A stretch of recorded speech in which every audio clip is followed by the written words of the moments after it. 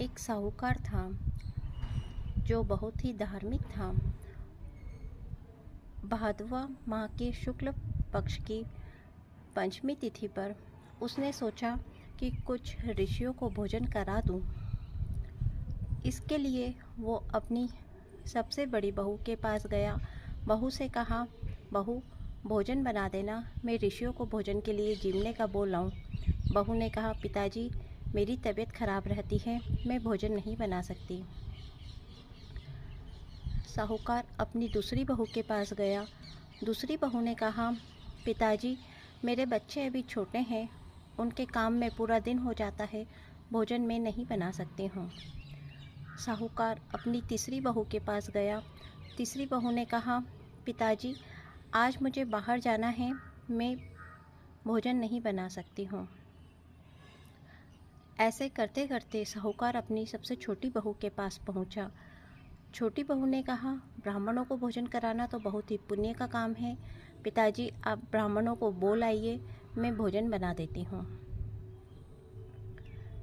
जब वो भोजन बनाने लगी तब वो रजस्वला हो गई, पर उसने सोचा कि पिताजी को सभी ने मना कर दिया है और अब मैं भी मना कर दूंगी तो उन्हें बहुत बुरा लगेगा। इसलिए वो 7 बार 7 पटियों पर बैठकर नहा ली और उसके बाद उसने भोजन बनाया। ऋषि महाराज जब भोजन करने के लिए आए तब उन्होंने उनकी ध्यान मुद्रा से देख लिया कि यह भोजन पाप से बनाया हुआ है। ऋषि महाराज बहुत क्रोधित हुए। उन्होंने श्राप दिया कि एक ऋषि पंचमी पर तो तेरे वहाँ बच्चा होगा, एक ऋषि पंचमी पे तेरे वहाँ बच्चा मरेगा। देरानी जेठानियाँ सभी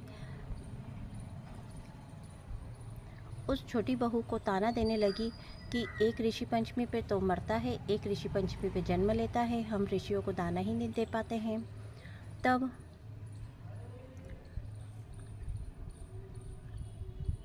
सबसे छोटे बेटे ने सोचा कि मैं इसे जंगल छोड़ आता हूँ। बेटा गया और उसे जंगल छोड़कर आ गया। जंगल में एक गाय चर रही थी। गाय किसी मुनि के घर की थी। गाय के पीछे पीछे वह भी चली गई। एक मुनि के आश्रम में जाकर वह रुकी। मुनि ने उसकी पोथी खोली तो देखा कि ये पाप से भरी हुई है। मुनि ने उसका उपाय करा। उससे कहा कि तुम ऋषियों के स्नान करते समय